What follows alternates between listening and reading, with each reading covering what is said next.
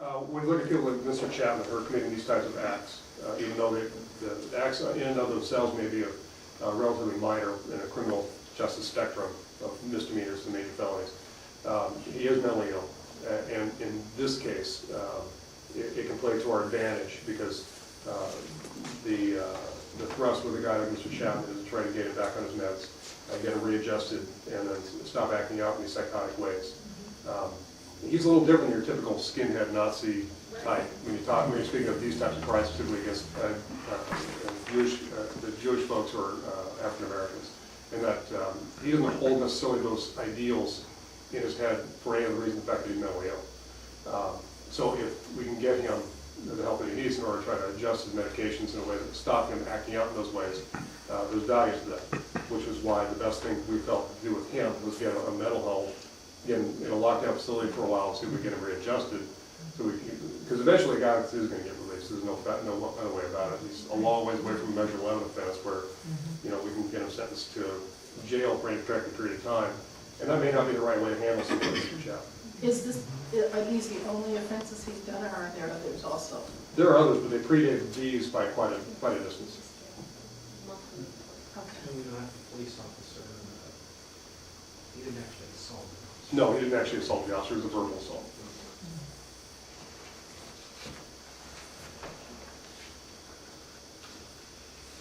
Any other questions or comments? Thank you. You're welcome. Thank you. Thank you. Yeah. So, Let me get back in, I'm sorry, I wasn't quick enough. That's all right. Trying to view this from the perspective of human rights and how to address that. I appreciate the fact that we do have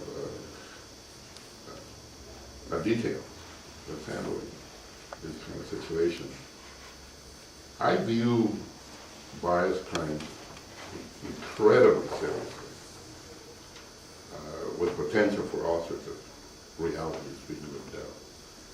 And I guess I'm trying to grab on something that would help us, you, respond in a way that tends to eliminate these things, or at least to minimize these acts in community. I haven't thought of anything yet, but I would like you to do some reflection as well. You probably already have, and if you have, share them with us. But I think that'd be very helpful for us to, from a human rights perspective, how do we address a community dysfunction like this? It's a great question. And of course, everything I do has to be colored under Oregon law Sure. and Plymouth Police Bureau policy. And I certainly understand and appreciate the larger issues of human rights throughout the planet. And I have great respect for that and for the work you're doing here. Of course, I'm bound by what I can do as a police officer in the state of Oregon. And in this case, with this individual, speaking of him individually, I think the right thing's being done, the best thing that can be done. But it is something I reflect on because it's critically important. And I've been wanting this job, working bias crimes for the last 5 years, pretty much since I became a detective. So I can commit to you that I'm going to do the best job I can and follow each of these cases to their conclusion as best I can. And I'm always happy to answer any questions any of you may have regarding them. Thank you.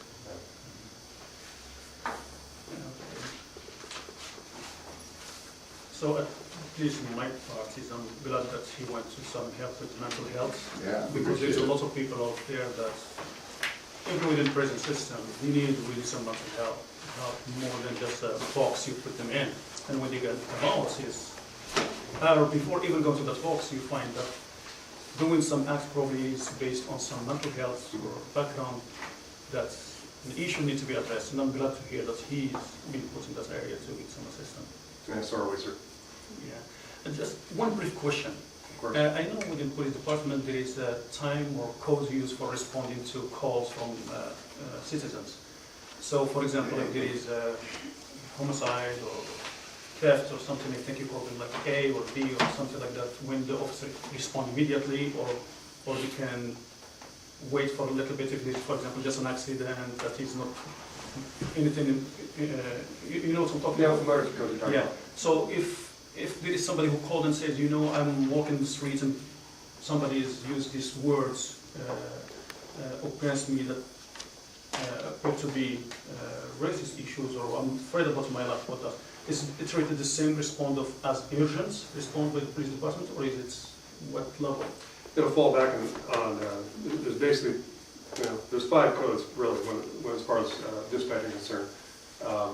But basically speaking, we're talking about, crimes in progress and those that are not. If it's a crime in progress, if you call and someone's harassing you, whether it's racial or sexual or whatever, or maybe it's not anything like that, it's ordinary harassment. If that's an ongoing crime being committed and you're on the phone to 911, that's going to get an immediate response because the threat of violence is there.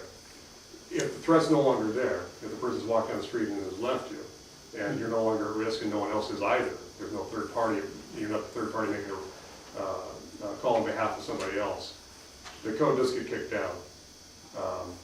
But it's still a priority call and it will get dispatched. But when it comes to triaging calls, crimes currently in progress will always be the higher priority. Okay. So when somebody called and it is on process, if somebody asks them, it's treated as a priority call. It'll be a priority. Okay. Thank you. Of course. I appreciate your time.